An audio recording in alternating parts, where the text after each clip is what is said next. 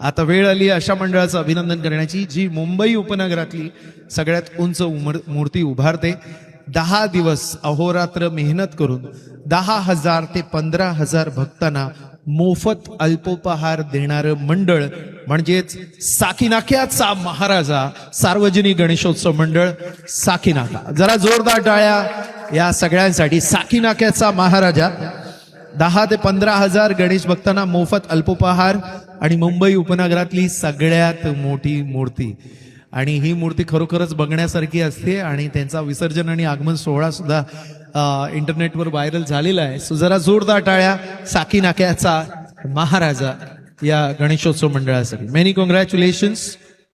मूर्तीची उंची जितकी जास्त तितकं पावित्र्य राखण्याचं टेन्शन जास्त असतं आणि हे टेन्शन हे मंडळ घेत नाही, कारण त्यांना गॅरंटी आहे जिसने हमें संभाला है उसको हम क्या संभालेंगे.